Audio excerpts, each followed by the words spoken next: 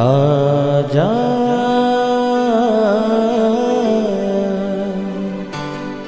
प्रभु यीशु के दर आजा, जीवन मिलेगा तुझे। आजा आजा प्रभु यीशु के दर आजा, जीवन मिलेगा तुझे। आजा आजा आजा आजा।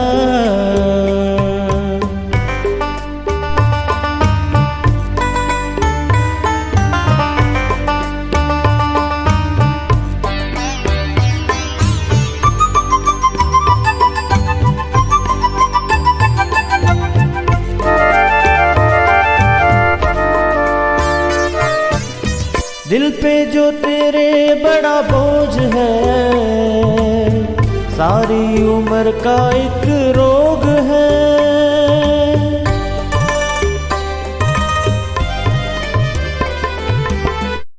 Praise the Lord everyone. मैं pastor Kulbhushan Johar, Asian church of Christ Vancouver BC की तरफ से आप सबका प्रोग्राम नई जिंदगी की ओर में बहुत बहुत स्वागत करता हूं। मैं आशा करता हूं कि आप सब लोग अच्छे होंगे, कुशल से होंगे और परमेश्वर के वचन में बढ़ रहे होंगे। मैं आप सबका धन्यवाद करता हूं कि एक बार फिर से आपने अपना कीमती समय निकाला, और मेरा विश्वास है कि जब आज हम परमेश्वर के वचन में से देखेंगे, सीखेंगे, तो पवित्र आत्मा हमारी मदद करेगा, हमारी सहायता करेगा, और हम अपनी लाइफ को एक नए स्तर के ऊपर, एक नई जिंदगी की ओर जाते हुए देखेंगे। आमीन। तो आइए, परमेश्वर के वचन को पढ़ने से पहले, उसमें से सीखने से पहले, हर बार की तरह हम अपनी आंखों को बंद करेंगे, अपने सरों को झुकाएंगे, हम परमेश्वर की हजूरी में जाएंगे, हम प्रार्थना करेंगे। सर्वशक्तिमान परमेश्वर यीशु मसीह नासरी, हम आपका थैंक्स करते हैं, आपका धन्यवाद करते हैं कि एक और दिन, एक और मौका आपने हमारी लाइफ में दिया कि हम आपके कलाम में से सीख सकें। महान परमेश्वर, आज जब तेरे वचन पढ़ें तो ये वचन हमारी जिंदगी में काम करें। ये वचन जब पढ़े जाए, इनके गहरे भेद हम समझने पाए। हमें हेवनली विजडम देना, ताकि पिता परमेश्वर तेरे वचनों का पढ़ा जाना, सुना जाना, शेयर किए जाना हम सब के लिए बरकत और आशीष का कारण हो। वो गहरे भेद जिनको हम आज तक नहीं समझे, आज जब हम तेरे वचनों को पढ़ें तो हम सीखने पाएं और हमारी जिंदगी सेम न रहे। हर अंधकार की शक्ति जो तेरे वचन के खिलाफ है, तेरे लोगों के खिलाफ है, यीशु मसीह के सामर्थी नाम से हम उसे डांटते हैं, तोड़ते हैं, खत्म होने का हुक्म देते हैं। यीशु मसीह के सामर्थी नाम से हम मांगते हैं। आमीन आमीन। आप भी बोल सकते हैं आमीन। आमीन का मतलब, जो कुछ हमने मांगा परमेश्वर उसे एज इट इज रिलीज करे, ग्रांट करे। और बीच में जब मैं हालेलुया बोलता हूं तो बहुत से मेरे भाई बहन जो शायद पहली बार मुझे सुन रहे हैं, वो हालेलुया का मतलब नहीं जानते होंगे, तो मैं आपको बताना चाहता हूं। हालेलुया का मतलब प्रभु यीशु मसीह जो स्वर्ग में है उसके नाम की महिमा हो। Praise God. तो आइए हम परमेश्वर के कलाम में से देखें। जैसे कि बीते दिनों में हम लोगों ने सीखा कि किस तरह से परमेश्वर के वचन के अनुसार हमें चलना चाहिए। मैंने आपसे शेयर किया था सबोपदेशक की किताब में से, उसका 4 अध्याय उसकी 12 आयत में से, कि जो डोरी 3 धागों से बंधी होती है वो जल्दी नहीं टूटती। और 3 धागे मैंने आपको बताया था, उपवास, प्रार्थना और परमेश्वर का वचन। मैंने आपको बताया था कि आज के दिनों में, स्पेशली इन दिनों में जिनको हम फेस कर रहे हैं, अगर हमें किसी चीज़ की सबसे ज़्यादा ज़रूरत है तो वो है परमेश्वर, परमेश्वर का वचन, उसकी हजूरी। मैंने आपको इस बात के बारे में बताया था कि हमें परमेश्वर के वचन में और परमेश्वर के साथ प्रार्थना में और उपवास में बने रहना है, ताकि हम उसके साथ मेल मिलाप कर सकें, परमेश्वर की आवाज़ को सुन सकें, परमेश्वर के साथ ट्यून अप रह सकें। और लास्ट संडे इनमें से पहले भाग को मैंने आपको बताया था उपवास।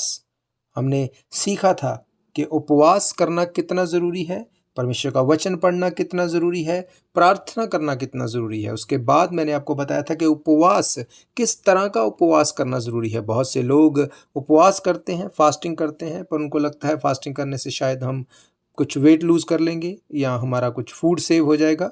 वो शायद उस चीज़ को कर लेंगे, पर कभी भी वो परमेश्वर की डिवाइन उस हेल्प को नहीं ले पाएंगे, उसका आवाज़ को नहीं सुन पाएंगे। तो मैंने आपको बताया था लास्ट सैटरडे यशायाह की किताब में से कि कैसा उपवास, कैसी फास्टिंग परमेश्वर चाहता है कि हम करें ताकि वो हमारे साथ ट्यून अप हो सके, बात कर सके, हम उसकी आवाज़ सुन सकें। Praise Lord. हमने देखा था कि परमेश्वर बहुत बात तो करता है, पर क्योंकि हम ट्यून अप नहीं होते, हम उसकी आवाज़ को सुन नहीं पाते। तो मैंने आपको बड़ी ही डिटेल में इस बात के बारे में बताया था कि कैसे उपवास से परमेश्वर प्रसन्न होता है। हालेलुया। अगर आप में से किसी भी भाई बहन ने उस वचन को मिस किया तो आप ज़रूर से हमारे यूट्यूब चैनल के ऊपर जा सकते हैं, Asian church of Christ Vancouver BC के ऊपर डेट वाइज जब आप उसको सर्च करेंगे आप सारी डिटेल को देख पाएंगे और आप उसको फिर से सुन पाएंगे, शेयर कर पाएंगे। और आज उससे आगे हम देखेंगे जो उसका दूसरा पोर्शन है, जो कि है परमेश्वर का वचन। उपवास के बारे में हमने देखा, याद रखो, अगर आप नोट बना रहे हैं तो अब नोट्स में लिख सकते हैं कि उपवास के बारे में जो हमने देखा, अब आप आगे उससे जो देख सकते हैं वो है परमेश्वर का वचन। हालेलुया। तो आज हम देखेंगे कि परमेश्वर का वचन पढ़ना क्यों ज़रूरी है। मैं ऐसे लोगों को जानता हूँ जो बहुत उपवास करते हैं, बहुत फास्टिंग करते हैं, पर फिर भी ना तो वो परमेश्वर की आवाज़ को सुन पाते हैं, ना परमेश्वर के उस काम को उस तरह से कर पाते हैं। क्यों? क्योंकि सिर्फ उपवास उतना इफ़ेक्टिव नहीं होगा, पर जब आप प्रार्थना और वचन पढ़ेंगे तो वो अपने इफ़ेक्ट को लेके आएगा, रिजल्ट को लेके आएगा। हम आज देखेंगे वचन के बारे में, सिर्फ प्रार्थना के बारे में हम नेक्स्ट टाइम देखेंगे, पर वचन के बारे में मैं आपको बताऊंगा कि वचन जब हम फास्टिंग के साथ जोड़ के उसको पढ़ते हैं, दोनों को इकट्ठे लेके चलते हैं, तो वो कितना इफ़ेक्टिव होता है। हालेलुया। तो आइए बाइबल में से एक हिस्से को हम पढ़ेंगे।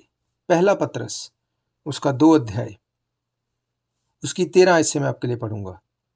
प्रभु के लिए मनुष्य के ठहराए हुए हर एक प्रबंध के अधीन रहो, राजा के इसलिए कि वे सब पर प्रधान है, हाकिम के इसलिए क्योंकि वे कुकर्मियों को दंड देने और सुकर्मियों की प्रशंसा के लिए उसके भेजे हुए हैं।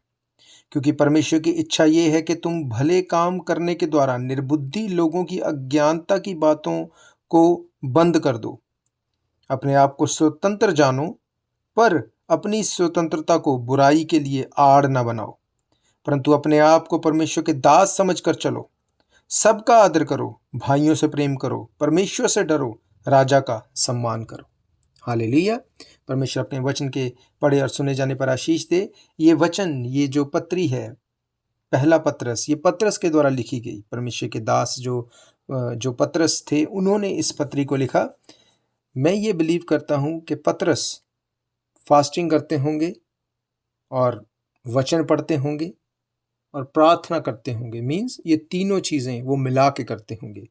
क्यों मैं ऐसा कह रहा हूँ? क्योंकि पत्रस जिसने ये पत्री को लिखा, उन्होंने कहा कि प्रभु के लिए मनुष्य के ठहराए हुए हर एक प्रबंध के अधीन रहो, राजा के इसलिए कि वे सब पर प्रधान है, हाकिमों के इसलिए क्योंकि वे कुकर्मियों को दंड देने और सुकर्मियों की प्रशंसा के लिए उसके भेजे हुए हैं। मीन्स यहाँ पर वो कैटेगरी वाइज हर एक जन के लिए क्या सम्मान होना चाहिए, क्या रिस्पेक्ट होनी चाहिए, वो उस बात को सिखा रहे हैं, इस बात को वो लिख रहे हैं। पर अगर पत्रस की कैरेक्टर के बारे में, उनकी लाइफ के बारे में आप देखें तो पहले वो इस तरह से नहीं थे। जब परमेश्वर में वो आए, बाइबल कहती है वो प्रभु यीशु मसीह को जाके पूछते हैं कि अगर तेरा भाई तेरे विरोध में काम करे, तेरे विरोध में कुछ करे, तो कितनी बार उसको माफ़ करेगा?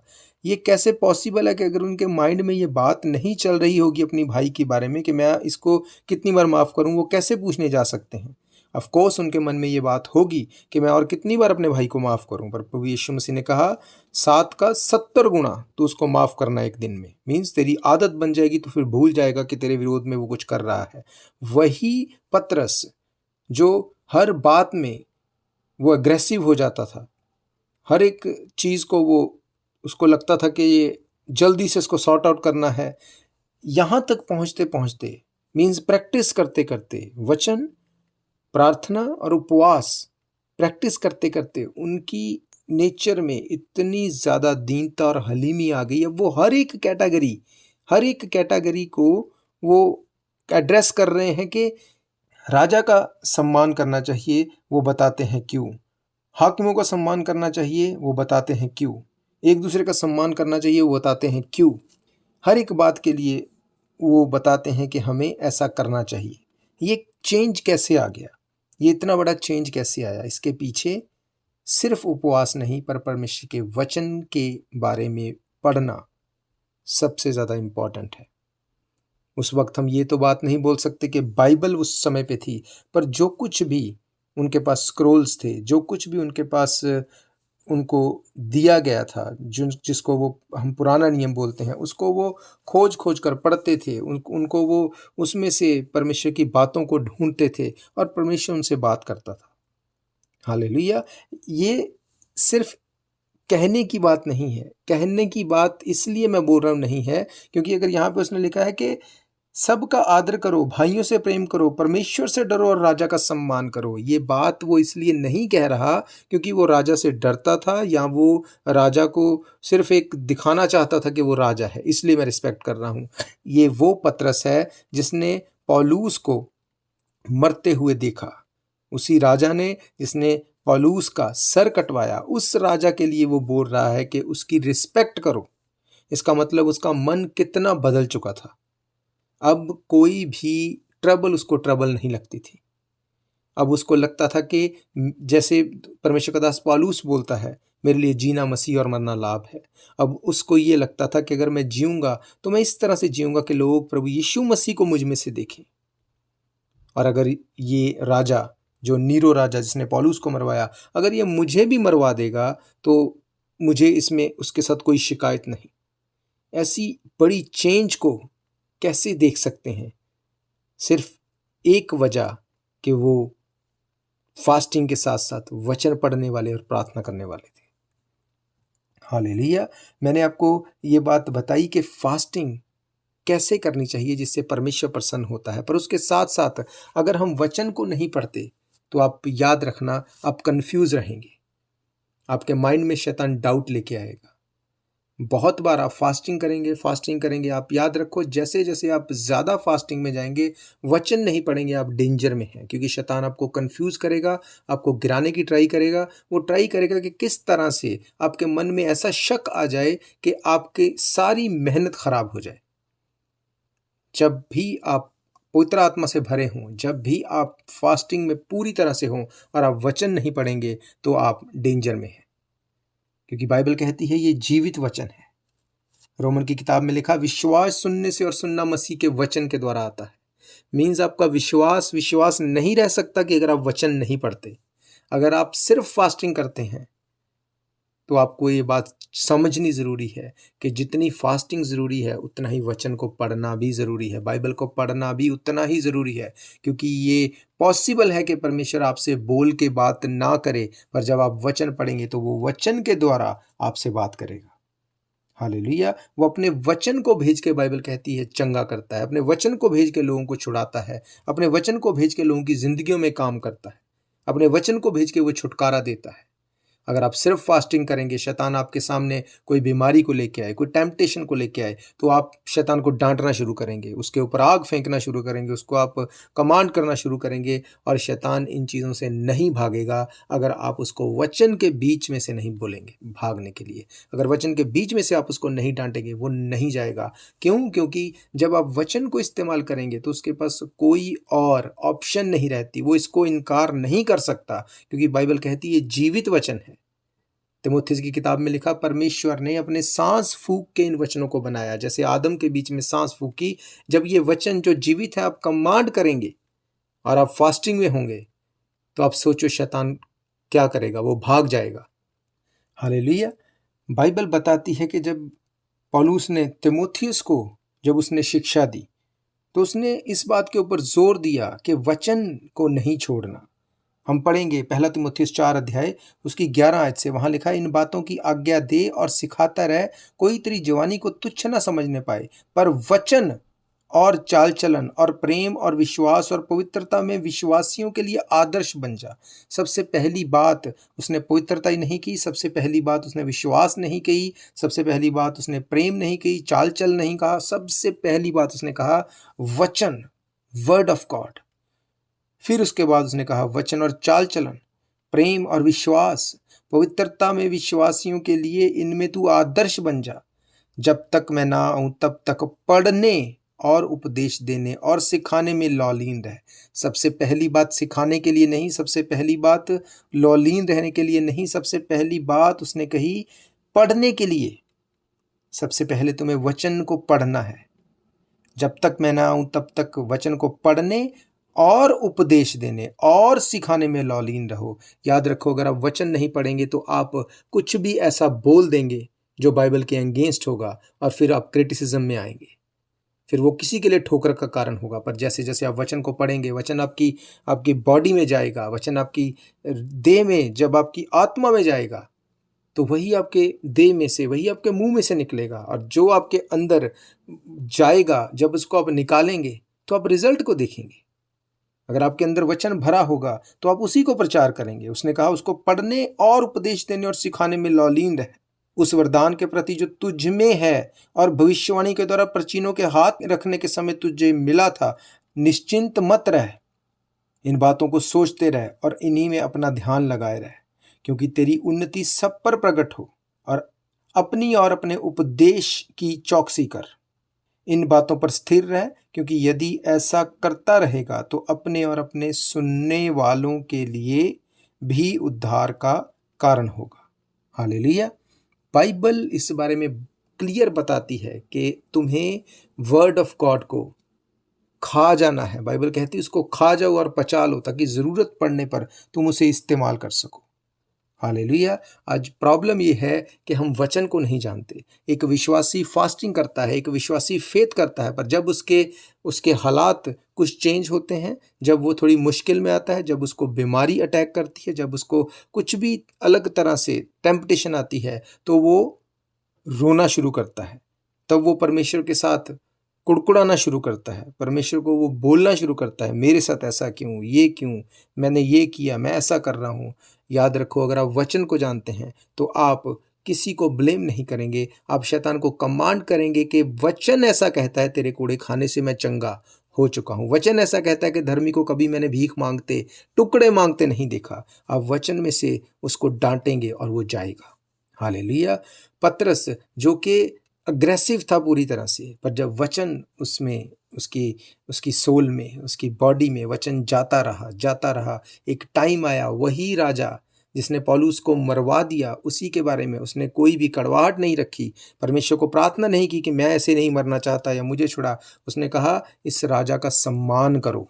क्यों? क्योंकि बाइबल कहती है अगर वो वचन को ना जानता तो वो इस सिचुएशन में कभी भी काम नहीं रह सकता था, कभी भी शांत नहीं रह सकता था। हालेलुया।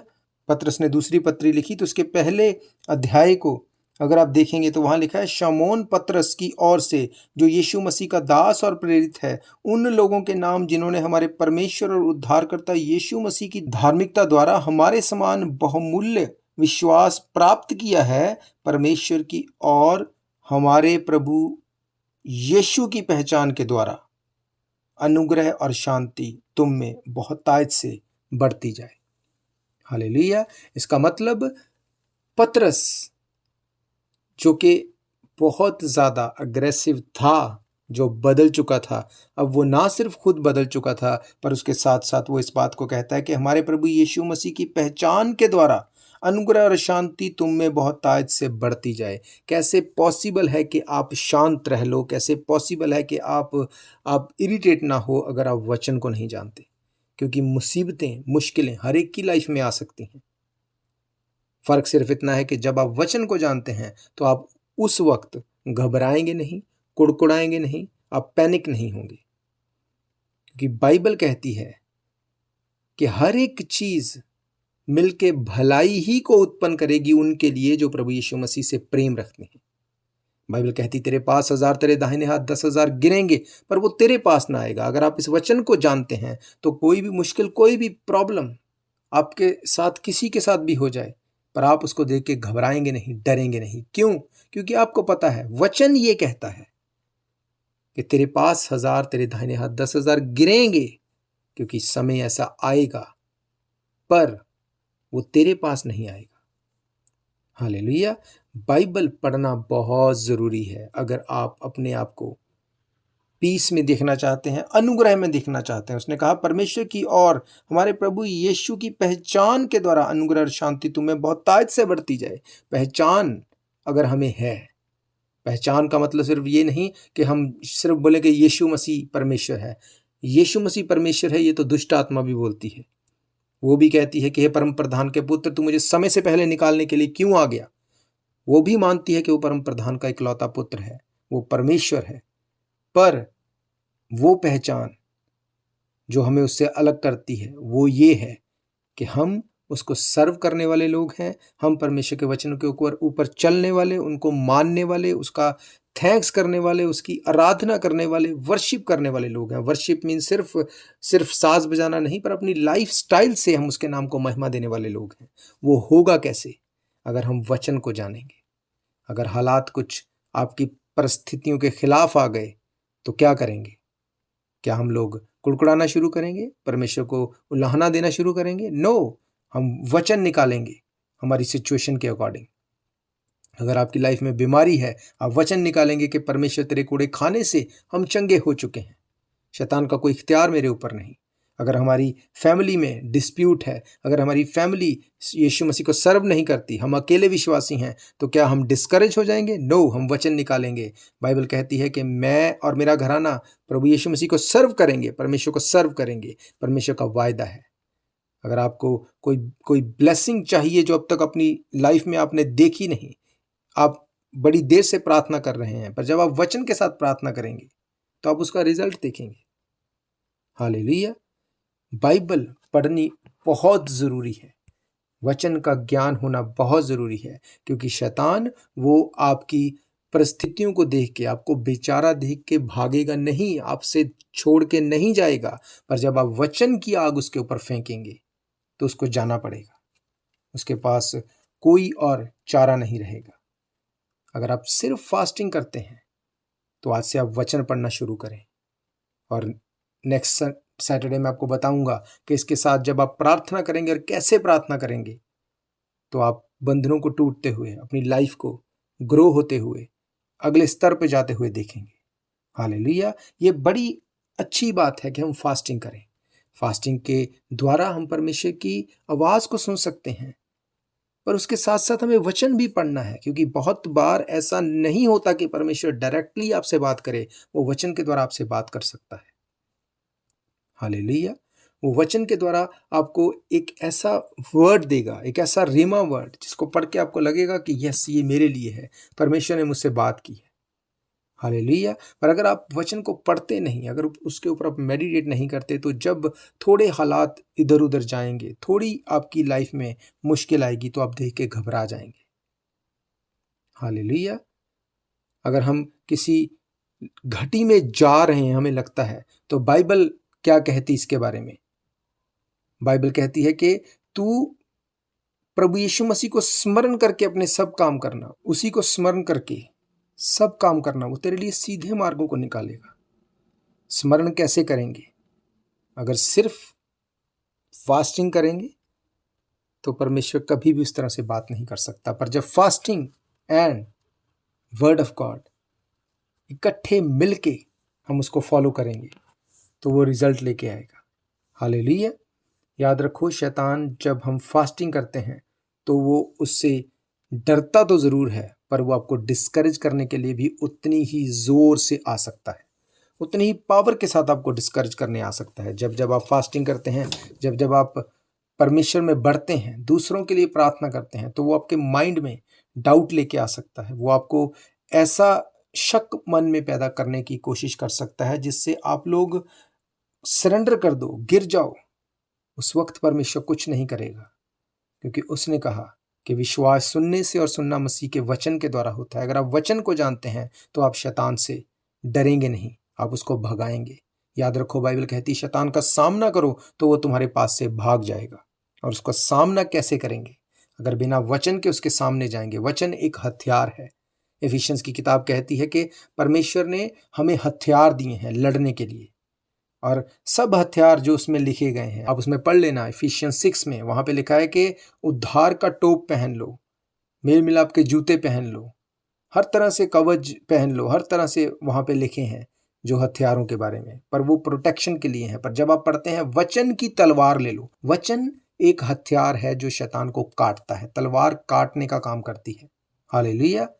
अगर वचन हमारे मुंह में है, वचन हमारे लाइफ में है, वचन के अकॉर्डिंग हम चल रहे हैं, तो शैतान मरने वाला है, वो जाने वाला है, वो खत्म होने वाला है आपकी लाइफ से। हालेलुया। बाइबल कहती है कि वचन की तलवार ले लो, शैतान का सामना करो और वो तुम्हारे पास से भाग जाएगा। जब हम फास्टिंग में होते हैं तो शैतान इस बात को सोचता है कि कैसे मैं इसको गिरा दूं, कैसे मैं इसकी लाइफ में ऐसा कुछ कर दूं कि ये खुद से गिल्टी फील करना शुरू करे, खुद से डाउट में आ जाए और ये फास्टिंग बंद कर दे, ये वचन पढ़ना बंद कर दे, ये प्रार्थना करना बंद कर दे। बहुत लोग मैंने ऐसे देखे हैं जिनकी लाइफ में परमेश्वर की बड़ी योजना थी, पर जैसे जैसे वचन से वो दूर होते गए वो योजना खत्म हो गई, क्योंकि कुछ भी ऐसे नहीं कि खुद से हो जाएगा। मैंने आपको पढ़ाया कि पौलुस ने तीमुथियुस को कहा कि जो भविष्यवाणियां तेरे बारे में की गई, तेरे ऊपर हाथ रख के उनके बारे में काम कर, उनके अकॉर्डिंग काम कर। काम कैसे होगा? अपने आप से नहीं होगा, आपको करना पड़ेगा। हालेलुया। हमें दायरे में रहना पड़ेगा, बाड़े में रहना पड़ेगा। जो बाड़ा तोड़ेगा सांप उसे डसेगा, बाइबल कहती है। वो पतरस जो सबसे एग्रेसिव था, दूसरे चेले उसके सामने कई बार, शायद मुझे ऐसा लगता है, वो फील करते होंगे कि ये हम सब की बेइज्जती कर देता है एकदम से। पानी के ऊपर चलना है तो बोलता है मैं पानी के ऊपर चल के आऊँगा, है ना। बाकियों के सामने बोलता है कि प्रभु यीशु मसीह सब तुझे छोड़ दे तो छोड़ दे, मैं तुझे छोड़ के नहीं जाऊँगा। ये दूसरों के लिए इंसल्ट लेके आने वाली बात थी, अग्रेसिव रहता था वो। पर अपने आखिरी टाइम में वो बोलता है कि राजा का सम्मान करो, अधिकारियों का सम्मान करो।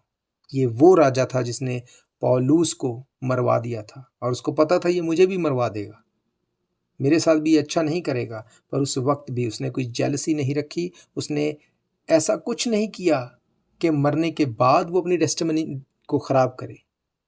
उसने उस शहादत को लिया, पर कैसे?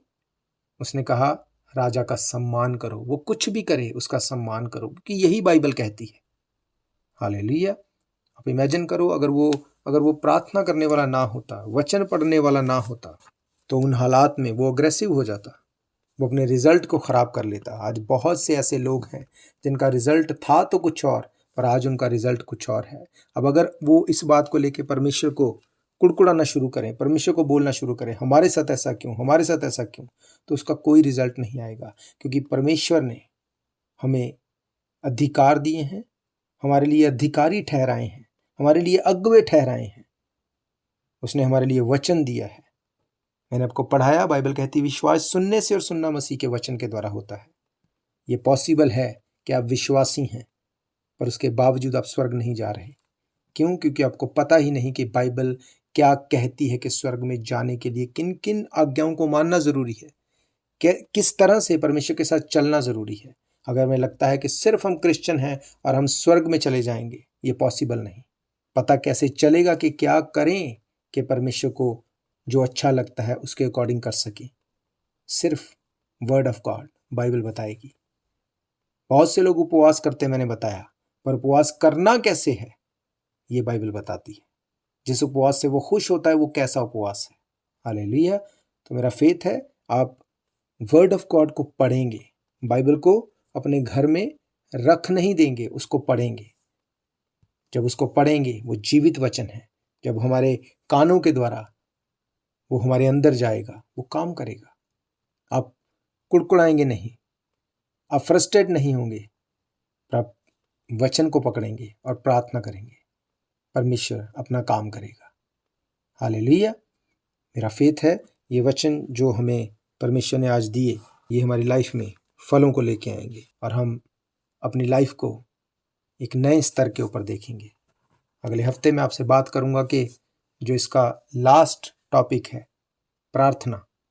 प्रार्थना कैसे करनी चाहिए, कब करनी चाहिए, उसके बारे में हम बात करेंगे। और मेरा फेथ है कि जब आप उपवास, वचन और प्रार्थना तीनों के साथ मिलके चलेंगे, तो बाइबल कहती है जो डोरी 3 धागों से बंधी हो वो जल्दी नहीं टूटती, और आप शैतान को गिरते हुए, मरते हुए और छोड़ के जाते हुए देखने वाले हैं। हालेलुया। आइए अपनी आंखों को बंद करेंगे, हम प्रार्थना में जाएंगे। सर्वशक्तिमान परमेश्वर यीशु मसीह नासरी, हम आपका थैंक्स करते हैं इन वचनों के लिए जो जीवित हैं और हमारी ज़िंदगी में काम करते हैं। महान परमेश्वर, आपका थैंक्स करते हैं, आपने एक बार फिर से हमें ये मौका दिया कि हम आपके कलाम में से सीख सकें। महान परमेश्वर, मैं प्रार्थना करता हूँ जितने लोगों ने आज ये वचनों को सुना, उनकी ज़िंदगी में ये वचन गिरे और 100 गुना फलों को लेके आए। खुदावंद, वो फास्टिंग के साथ साथ तेरे कलाम को पढ़ सकें, ताकि शैतान को अपनी एड़ी के नीचे कुचल दे, जैसे तूने उसको हराया, तूने उसको खुदावंद ख़त्म कर दिया। तूने कहा, मौत तेरा डंक कहाँ रहा, ये शैतान तेरा डंक कहाँ रहा। खुदावंद, जो हथियार, जो अधिकार तूने हमें दिए, उसके द्वारा हम शैतान को मरते हुए, गिरते हुए देखने पाए। पिता परमेश्वर, हम तेरे कलाम में बढ़ते जाएं, तुझ में बढ़ते जाएं, नया बल प्राप्त करें, नई जिंदगी की ओर जाएं। यीशु मसीह के सामर्थी नाम से हम मांगते हैं, आमीन आमीन। आप भी बोल सकते हैं आमीन। तो हम फिर मिलेंगे नेक्स्ट वीक सुबह 7 बजे, और अगर आपकी कोई भी प्रेयर रिक्वेस्ट है तो आप हमारे नंबर 7788922250 के ऊपर भेज सकते हैं। मिलके प्रार्थना करेंगे और आपकी प्रेयर का आंसर यीशु मसीह के नाम में होगा। और मैं आपको इनकरेज करूंगा, अगर आप हमारे साथ जुड़ना चाहते हैं फेसबुक के द्वारा, तो हर संडे दोपहर 2 बजे हम ऑनलाइन सभा करते हैं, आप उसके साथ जुड़ सकते हैं। उसके अलावा यूट्यूब, ट्विटर, व्हाट्सएप, आप अलग अलग सोशल मीडिया के द्वारा आप हमारे साथ जुड़ सकते हैं। अगर आप जानते हैं किसी भी ऐसे भाई बहन, बच्चे बुजुर्ग को जो अपने फूड में स्ट्रगल कर रहा है, उस तक भी आप इस नंबर को ज़रूर पहुंचाएं। वो हमें कॉल करें और हम उसे बताएंगे कि हमारा चर्च जो 51 एट फ्रेजर स्ट्रीट वैंकूवर में है, वहां से वो अपना खाना कैसे पिक कर सकता है। ये बिल्कुल फ्री है, तो आप इस नंबर को ज़रूर से ज़रूरतमंद तक पहुँचाएँ। हालेलुया। तो हम फिर मिलेंगे नेक्स्ट वीक, तब तक के लिए praise the God bless you. शायद ये मौका होगा आखिरी, तुझको बुला रहा है नासरी।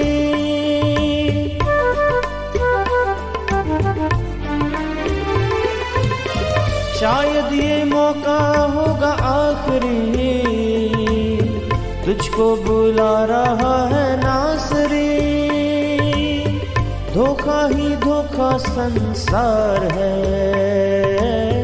प्रभु यीशु का सच्चा प्यार है। धोखा ही धोखा संसार है, प्रभु यीशु का सच्चा प्यार है। आजा